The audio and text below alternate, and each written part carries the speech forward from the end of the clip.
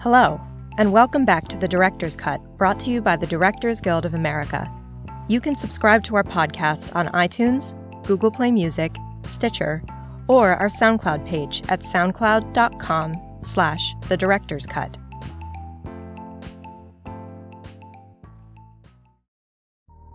For this episode, we're bringing back our annual series devoted to our popular Meet the Nominees feature film symposium. Now in its 26th year, the event is a roundtable discussion with the directors nominated for the Guild's Award for Outstanding Directorial Achievement in Feature Film.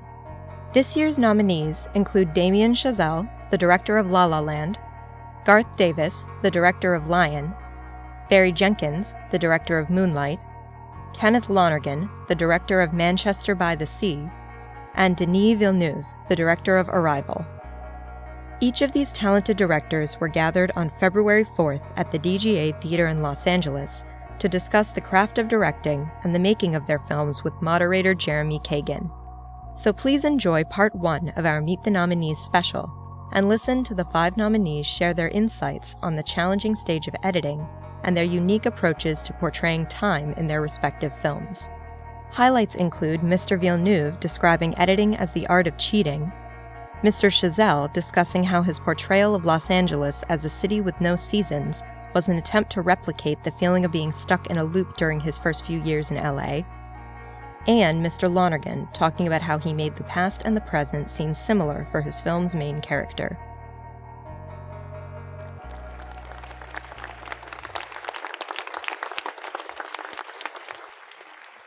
Gentlemen, please. As we get set up here, I know that all of our nominees have been on the circuit talking about their films. And of course, I know with some of them, the idea of talking about the film is not their favorite part of filmmaking, which we can all understand. And the truth is, obviously, their films speak for themselves. In a way, just watching the work that these masters have already shown us is enough conversation. But this particular audience is a specific audience of your peers. This is an audience of directors, associate directors, assistant directors, UPM, stage managers.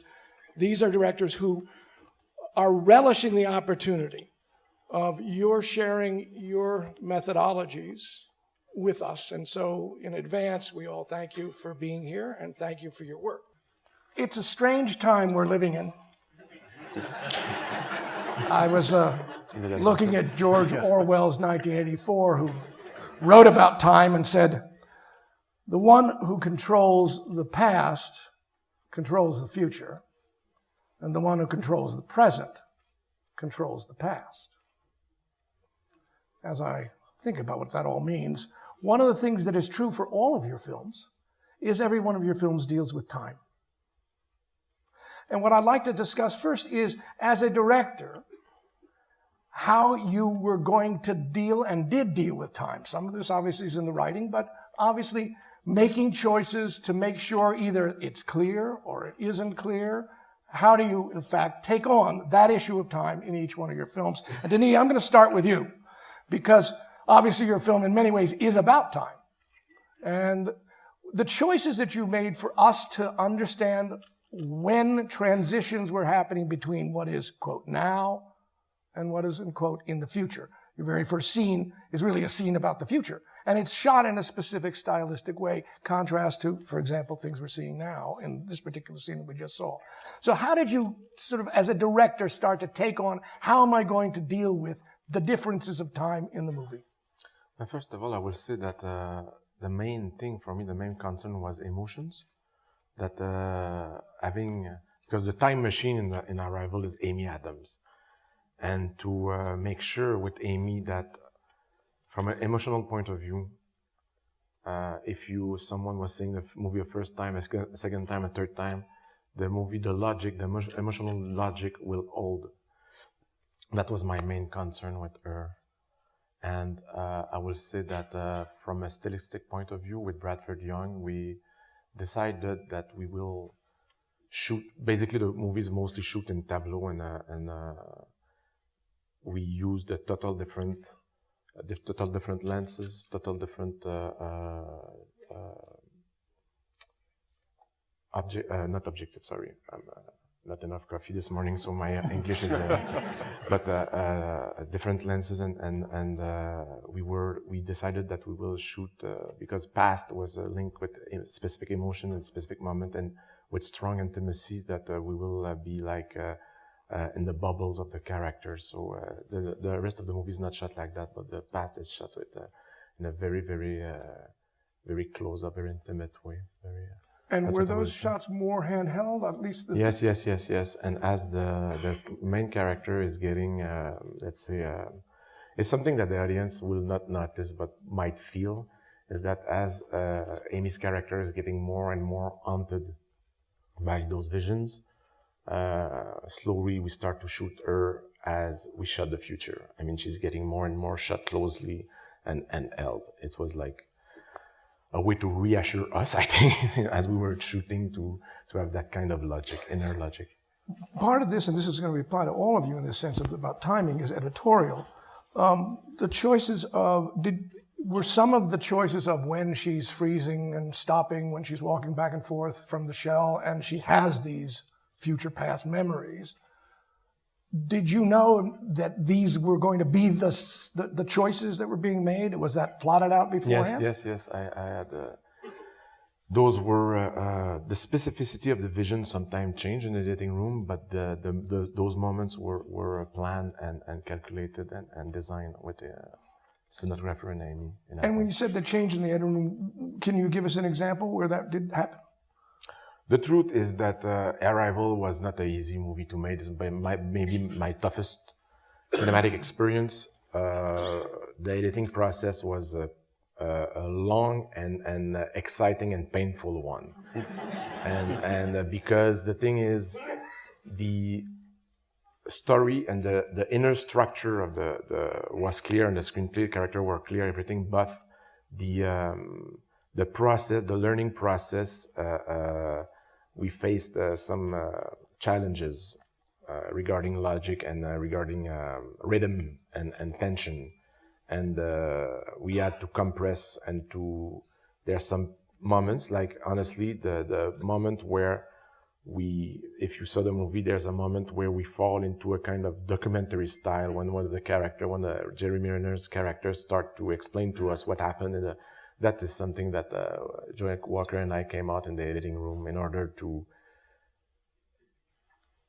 honestly, editing is the art of cheating. You know, it's like sometimes you just say, look there, because you know that you're pushing the story.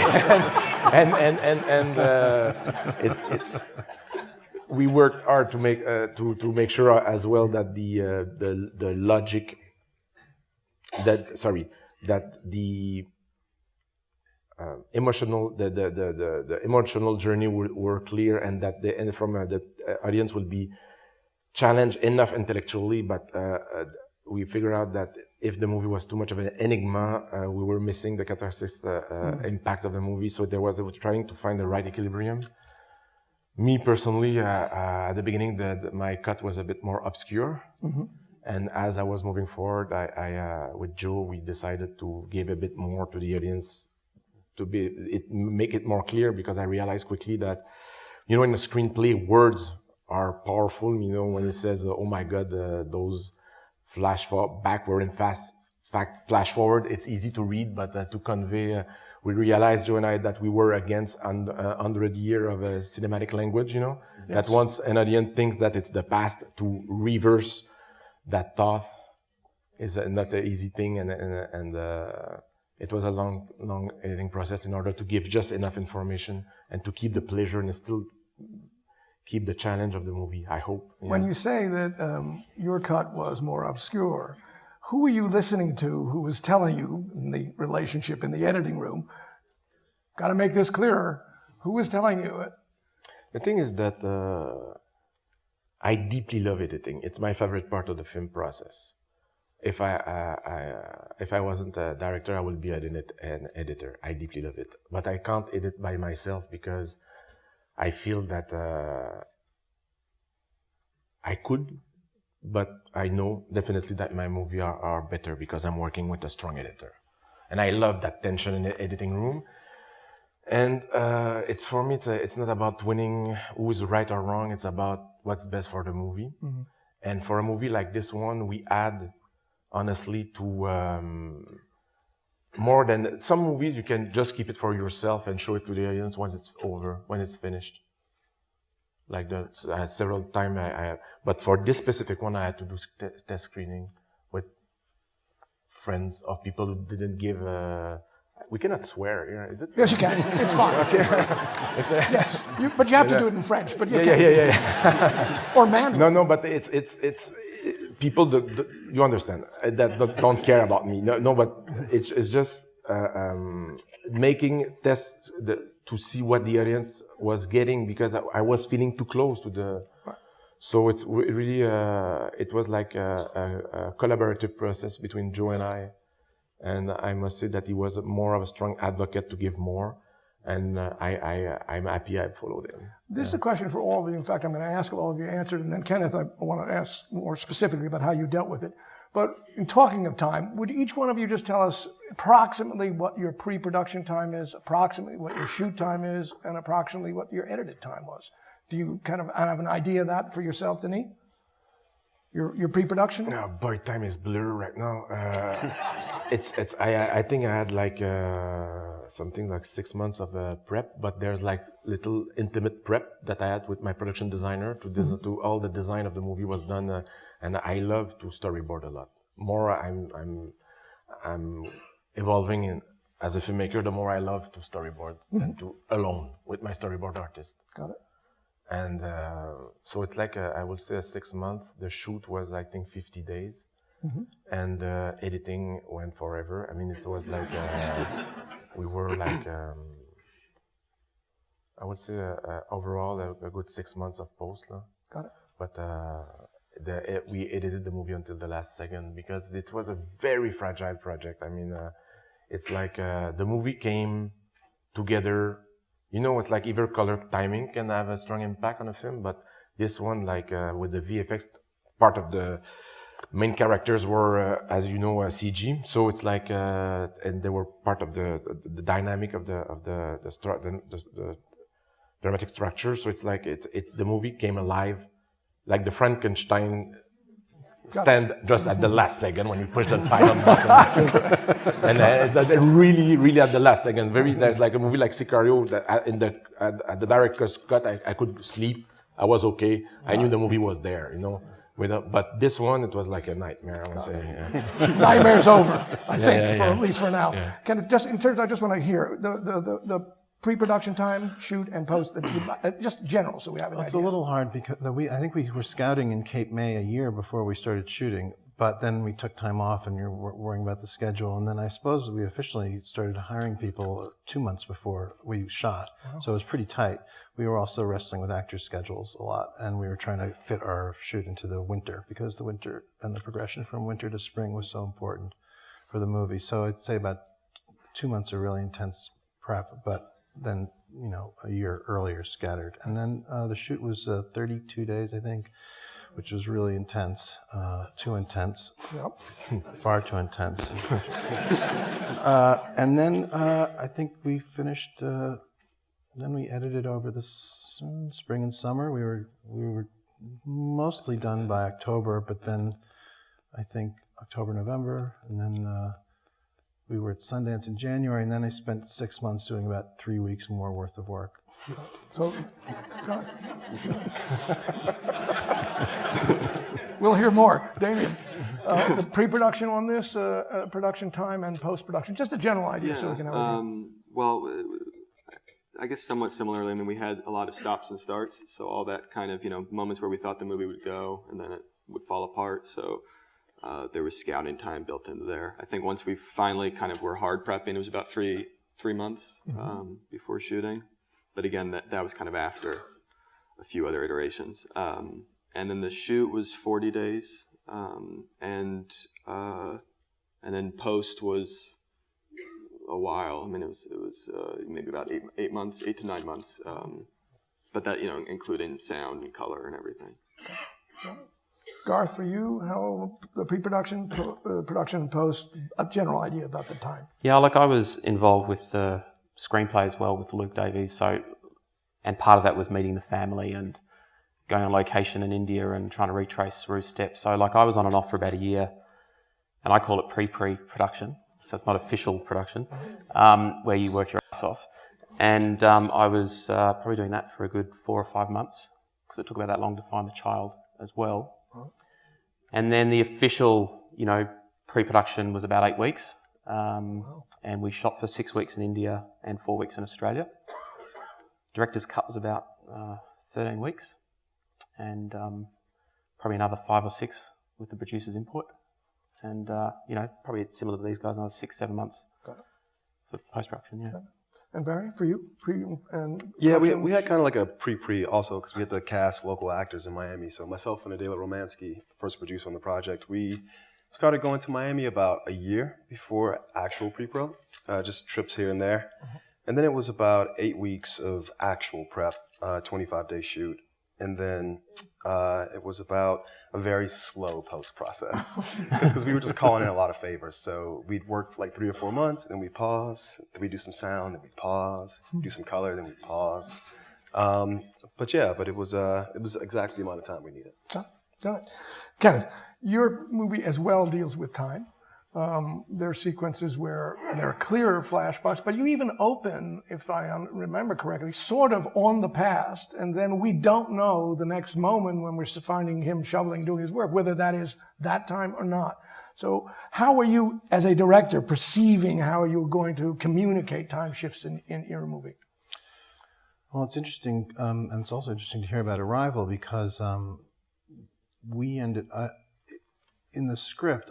When I was writing the script, I was really concerned with it's a little complicated. There's the past with the Kyle Chandler's character and his history of heart disease, and then also just regular flashbacks like the one on the boat with the little kid, and then there's the history of Casey Affleck's character and so in the script it'll say 7 years ago, 8 years ago.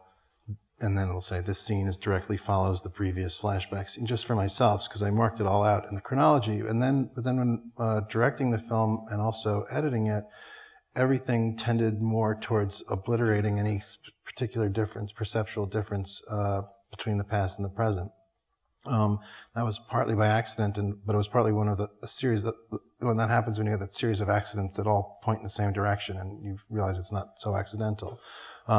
Because we were concerned with his hair, and should he shave, and can we schedule the shoot so that he looks different, and all these concerns we simply weren't able to answer them.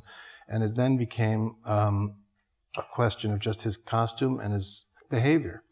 And Michelle, we were able to do a bigger difference between her look in the past and the present, but also her character had changed the way she looked very deliberately and consciously. So, and it all worked, and then we got to the editing room.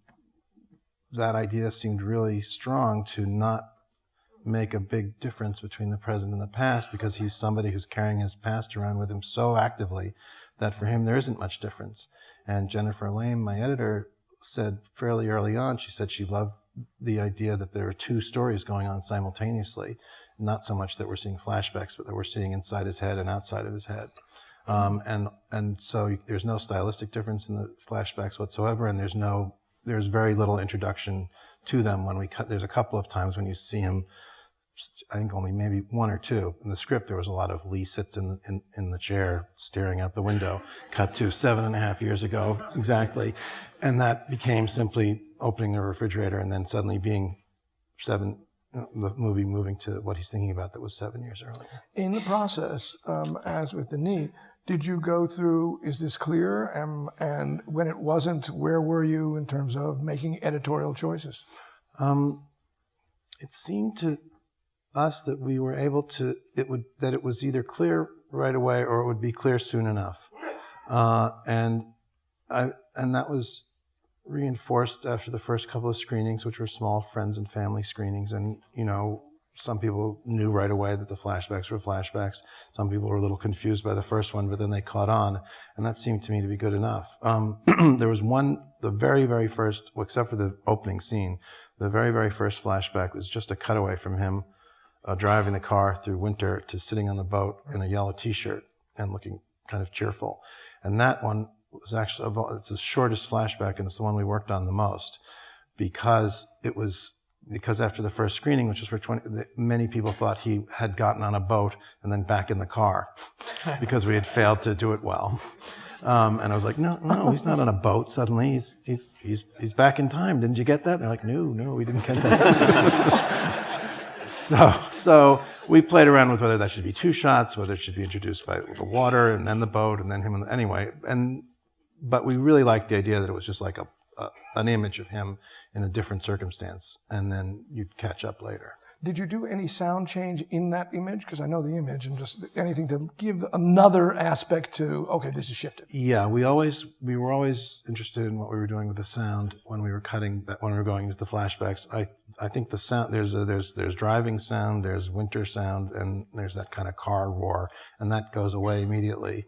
And I don't remember exactly, I think it's a total of 3 shots for that little yellow shirt flashback, and I think we changed the sound completely, but I think it goes MOS for the first cutaway, for the first shot of the water, and then when you show him in the yellow shirt on the boat, then you hear the sound of the wind and the boat motor a little bit, and then you're back in the car and you go back to the motor sound. But for the big flashback with the reveal of the fire, we played around a lot with what you're hearing. Sometimes you'll hear him walking when he's in the lawyer's office remembering, and then sometimes he'll cut to the walk and you won't have any sound.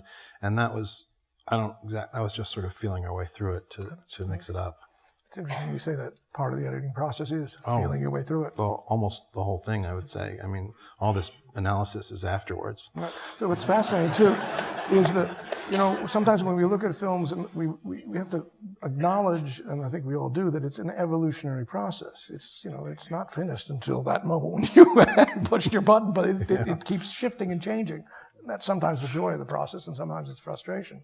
Damien, you've got literally seasons that are part of this, and issues of the choice of how you are going to go through time with these characters. And I'm interested sort of what you, as a director, I know this is writing, directing, but still as a director, what you needed to, or felt you needed to do to make sure these transitions were as clear as you wanted them.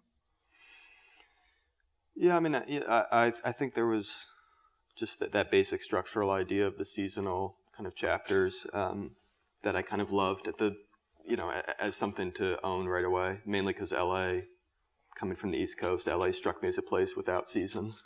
And I remember just feeling that kind of, that sort of stuck in a loop kind of feeling my first few years in LA, where, at first I was really sort of delighted that I could be on the beach in January or something. And that suddenly became very depressing because you sort of wake up and you don't realize a year has passed the way you feel it on the East Coast, and you're still on the beach and nothing has changed.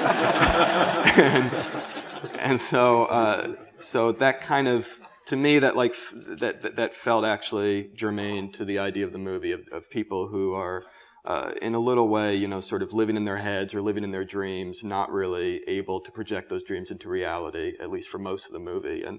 And just the way that Los Angeles and the way that time kind of feeling very elastic here can compound that feeling. So that was kind of, that's where the chapter device came from. And then it just became, a matter of trying to play with that a little bit, play with double meanings, I mean, obviously sort of beginning on a hot day where it's winter, that's very LA. But then later on, spring, summer, when the sort of romance seems to be blossoming, fall, when it's falling, I mean, sometimes I thought it was kind of nice to be that literal, and then to close the loop at the end, but to jump ahead 5 years. That was something I always loved in just kind of old novels and love stories that would sort of take place over a kind of discrete amount of time and then jump ahead for an epilogue, this kind of idea of a 5-year, 10-year, 20-year later epilogue, like in Great Expectations or some Balzac novels, or obviously in the Bells of Cherbourg, in movies, which looking I at just loved that idea. Looking at that shot, which starts, I think, as her getting out of the car, was that part of your process of, how am I going to introduce this change, not only with that title, but with, what was that process for you of even choosing that particular shot to get us there? The first shot of the... Yeah, reveal in the 5 years later. Yeah. Well, it's I mean, I think so. I mean, it begins with. I remember we sort of begin with a palm tree that we sort of reveal is painted and pull it off. That used to be more of a built-in device. I used to kind of begin every season with a palm tree, and then that came from this whole opening overture that we used to have in the movie that we lopped out in editing. So that was kind of.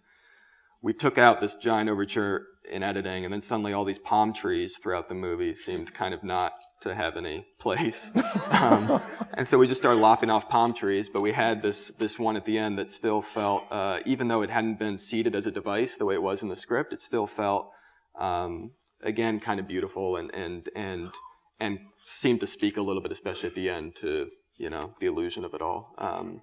And then it became about kind of timing. At what point do you actually flash 5 years later? And we played around with that. We played around with never flashing it. We played around with doing it right away, like Winter 5 years later as a single card, and everything in between. And we sort of landed on, I mean, it was down to just kind of, number of frames of trying to let you live in Winter for a moment, thinking that you had just gone a few weeks or months later, and then seed in this one extra bit of info right as the car pulls up.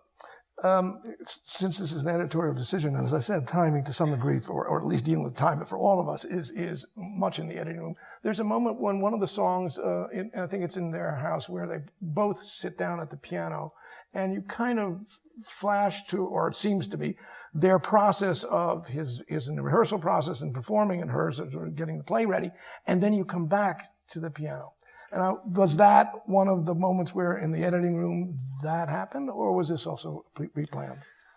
That was written that way, and so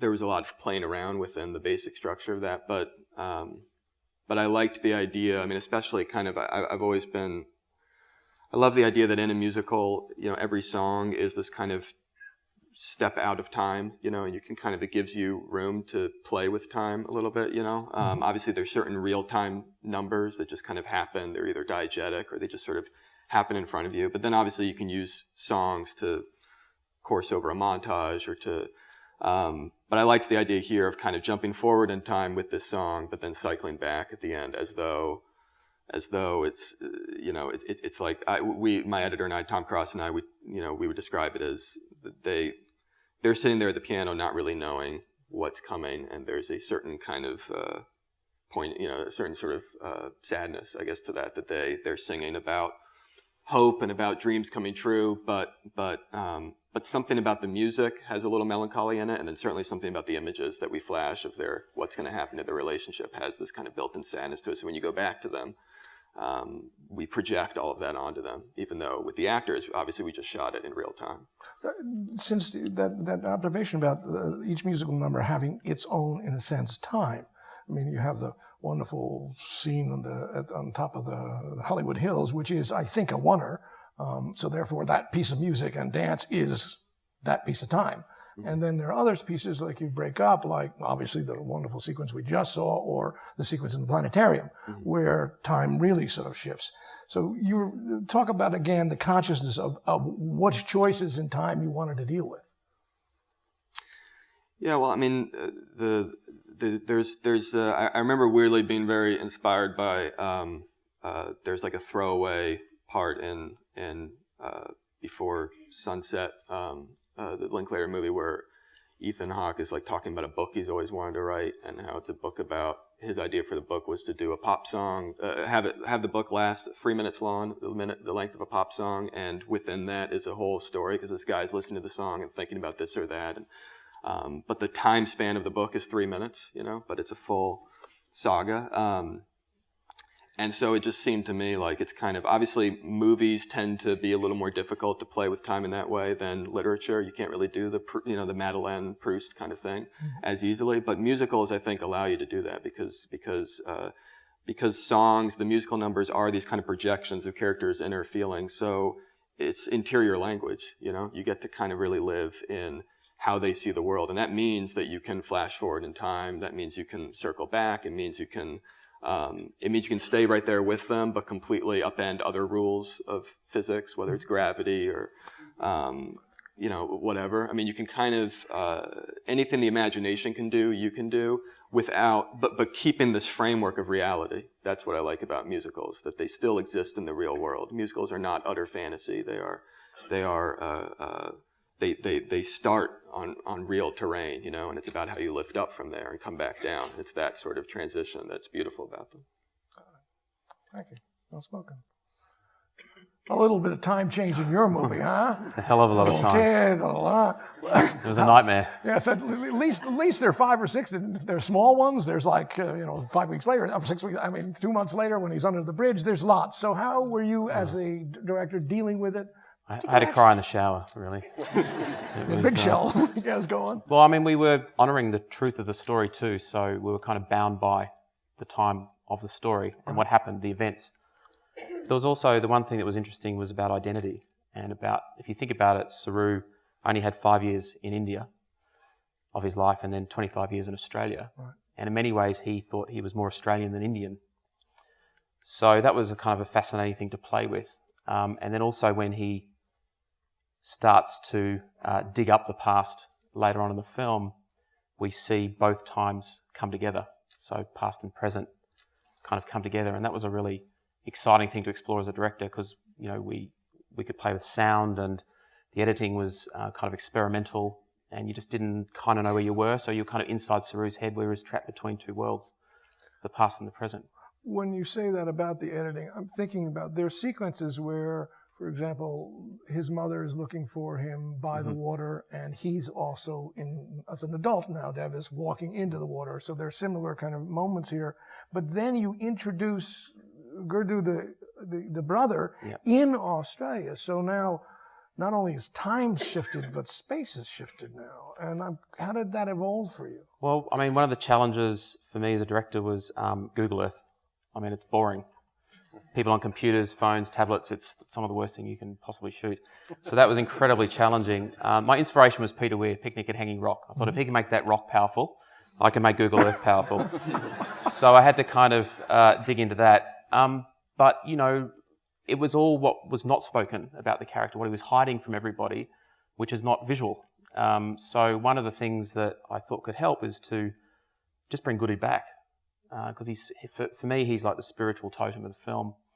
In many ways, he is his guardian angel. And I just thought and not do it in a tricksy way, just boldly place him there. Because for Saru, he's real. He feels his brother. We all feel who we love beside us in a very visceral way. So just by putting him there is a visual way of interpreting that. But that was really exciting to bring him back into the contemporary. I mean, I just love taking him to the shopping mall. I don't know what you call it here. Just taking a boy from a village from 1987 and placing him into this modern environment for me was just a very exciting proposition as a director.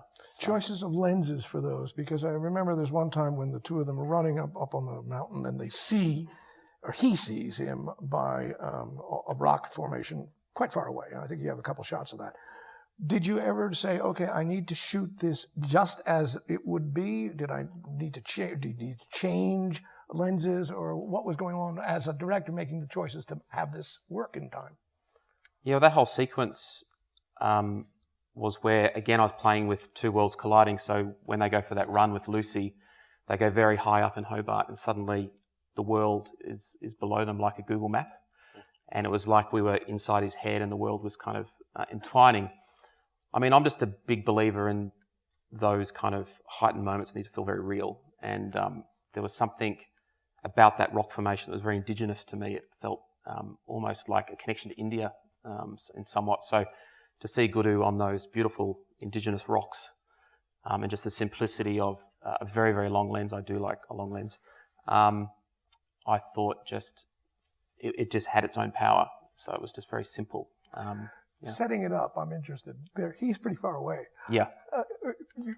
I'm known for that. How did you set up that particular shot? Well, I knew where I wanted to put him, so you just have to send someone who's ever willing way off there before you even get the coffee out of the truck. And you just go, yeah, a little bit more high, a little left, and you come back 20 minutes later, yeah, you're almost there.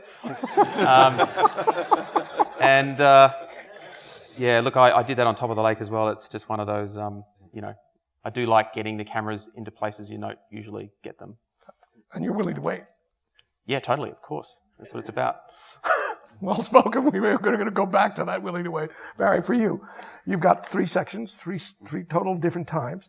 And I know you've talked about in casting, you weren't interested in necessarily making these people look like each other. But in terms of any behaviors, since there are behaviors, there's even the mention here of him being silent and the nods. How were you dealing with these 3 time areas as a director and choices of how you're going to shoot and also how you're going to direct your actors? Yeah, we tried to approach each section the same way. I didn't want to direct Alex Hibbert, who plays the kid in the film, differently than I directed Trevante Rhodes, because I was trying to make myself and the camera, and my cinematographer's right there, I wanted us to be the control on the piece, the sort of connective tissue throughout the 3 stories. So I treated them the same way, and what we tried to do was cast them in a way where when you're looking at Trevante Rhodes, who plays the guy with all the muscles, you would still see Alex Hibbert. And for us, it was about trying to build a piece of immersive cinema, was how we described it. So there was going to be no exposition. The film was going to be this process of the audience walking a mile in our character's shoes. And so a lot of the things we did with the camera were about trying to immerse the audience in the perspective of our main characters. It's interesting because you guys, the clip you guys showed of Trevante walking into the diner, we shoot him in this cowboy from behind. And if you see the trailer, we shot all 3 of the actors at some point in their stories and a cowboy from behind. So we tried to unite the piece in that way. And talking about time, I love the clip you guys showed because, I'm the writer and the director, and I'm looking at the script, and I see I have this 15-page scene coming up, when over the course of the film, most of the scenes have been 2 or 3 pages. And so the 2 longest shots in the film, as a director now I'm speaking, are those 2 shots at the beginning of the diner. I think when anybody sees the film for the first time, they're probably wondering, why the hell am I watching this guy put his damn shirt on and brushing his hair? And then he's walking in this cowboy, the doorbell rings, and now we're just gliding. It's because I know as a director, I have to help the writer out and reorient the audience, because now time for the last 30 minutes of the film are going to progress much differently than they did for the first 80 minutes of the film. So we were always trying to be aware of what we were doing as the sort of craftspeople to sort of relay this very immersive experience to the audience, even to the point that in the beginning of the show, we're shooting on these Hawk anamorphic lenses, which are very, very scary lenses. Because? The focus is just really, really bad. Because we shot wide open for the first 2/3 of the show. We were pouring NDs in front of the lens, but we wanted this sort of aberration around the main character. And then as you get towards the end of the film, we're closing down. We're more at a 4, 5, 6 in the diner. So now you can see more around him because he's now getting to the point where he can face himself. So, we tried to use whatever limitations we had as assets and try to, again, do whatever we could to harness the tools to orient you guys in the perspective of the character. It's definitely a first-person film. When you were doing the actual transitions, there's a flash of light, and I'm interested in that. Oh, that's just my favorite thing. So I'm a termite. On set, I'm a termite. I just gnaw on wood, And so, it's a 25-day shoot. We didn't have all the sort of big parameters and whatnot, the foundation. And so this is a no powder show. I wanted everybody to shine. So we were constantly putting oil and spray on all the actors. And so, because, we were shooting on the Alexa, and I knew we were going to take the highlights but also hold the shadows. I wanted the skin to glow. That's how my memory of black skin was growing up in Miami. And so the second AC would always hold the slate up against the lens when they were spraying the actors. And I'm a termite. I was sitting there. I was like, I'm watching these blips of time go across the lens because the time is still going. So what you're literally watching between chapters is the time code on the slate. Great. Way, way out of focus. Because to me, it's Eisenstein. The information's in the cut. So I wanted that information of the time passing to be in the film. So yes, it's the slate, what you're seeing. Nobody's asked me that question before. Yeah, it's the slate. I've done my job. I can leave now. We hope you enjoyed listening to part 1 of this exclusive discussion. You can watch the full video of the Feature Film Symposium on our website at dga.org/events. Also, be sure to download next week's episode, where our 5 feature film nominees will continue their conversation. You can check out past episodes of The Director's Cut by subscribing on iTunes, Google Play Music, Stitcher, SoundCloud, or wherever you listen to podcasts. Also, if you're enjoying the podcast, please leave us a review. We'd love to hear your feedback. Thanks for listening, and have a great week. This podcast is produced by the Directors Guild of America. Music is by Dan Wally.